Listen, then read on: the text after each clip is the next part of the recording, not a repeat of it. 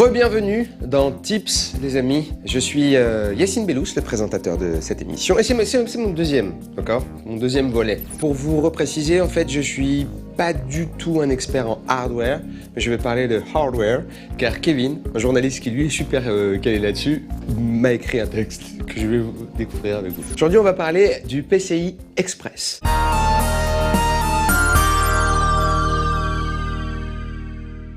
Ça commence comme un conte de fées. Au début de l'ère informatique, les ordinateurs étaient des configurations figées, comme l'Altair ou l'Apple I. Dans les années 80, le besoin d'évolutivité pousse les constructeurs à développer de nouvelles normes, afin de pouvoir ajouter des fonctionnalités aux ordinateurs. Ça, je connais les années 80. Par exemple, ils ont ajouté des couleurs ou des temps de chargement inférieurs à très très longtemps. Et ça, c'est très bien. La première norme de port d'extension LISA, l'ISA ou LISA, ou comme vous voulez, permettait ainsi d'augmenter les fonctionnalités d'un ordinateur sans avoir à changer toute la machine, parce qu'avant on le prenait, on le jetait contre le mur, on en achetait un autre. Mais cependant, la phase d'installation et de configuration requérait de connaître un certain nombre de paramètres, IRQ, DMA ou numéro d'entrée-sortie, on connaît ça par cœur. Ce qui réservait essentiellement cette configuration à l'usage des spécialistes, car dans les années 80, on appelait les informaticiens les spécialistes parce qu'ils étaient seulement 7 dans le monde entier et ça c'est très stylé. Dans les années 90, le PCI voit le jour. Donc plus simple, plus compact et plus performant que l'ISA. Il ne nécessite aucune configuration de la part de l'utilisateur et ça fait plaisir parce que c'est moins de prise de tête, moins de temps passé, plus de temps libre, on sort, on voit le soleil, la vitamine D, tout ça c'est très important. En 96, l'AGP, dérivé spécialisé pour les cartes graphiques, est lancé. Il permet l'utilisation de GPU de plus en plus performants et je n'ai pas compris du tout la phrase que je viens de vous lire. Cependant, face à une demande de bande passante croissante et il est nécessaire qu'une nouvelle norme voie le jour. Il s'agit du PCI Express.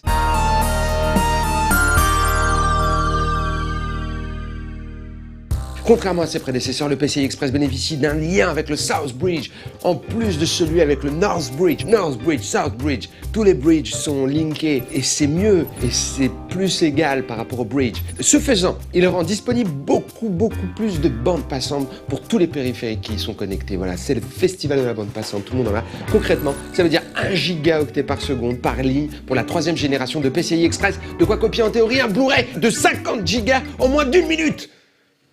Les scientifiques autour avec leur blouse blanche disaient « Mais vous êtes fous!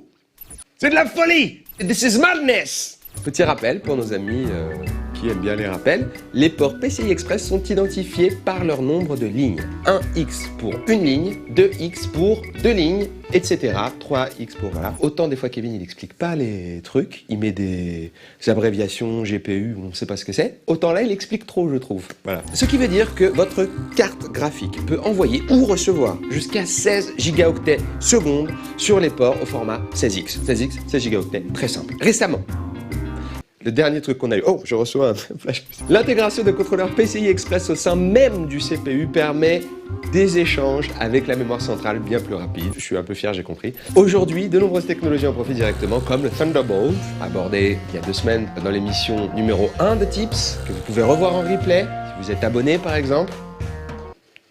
Si vous êtes abonné, celui-ci bénéficie de 20 gigabits de bande passante et d'un lien direct avec le CPI, ce qui permet d'éliminer toute latence potentielle, c'est-à-dire que ça va très vite. Mais ce n'est pas tout, le PCI Express ne se cantonne pas qu'aux applications longues, puisqu'il remplace aussi le PCI classique, le PCI normal, voilà, pour les périphériques moins gourmands, genre le carte d'extension, USB, le Firewire, réseau, son, etc. D'ailleurs, ce que l'on sait moins, et là attention, on a peut-être, c'est une nouvelle importante, c'est que tous les périphériques embarqués sur une carte mère sont en réalité reliés au CPU, via ce même bus PCI Express. Je crois qu'on a un scoop. Il est également possible de connecter une carte PCI Express au format 1X sur n'importe quel port de la taille physique égale ou supérieure. Cela signifie que vous pouvez installer votre carte son PCI 1X dans un port 1, 4, 8 ou 16X sans problème. Pratique lorsque les ports 1X sont tous utilisés. Moi, j'utilise souvent mes ports 1X et donc là, voilà, je viens de l'apprendre, je suis très heureux de cette nouvelle et je suis épuisé par tous ces mots.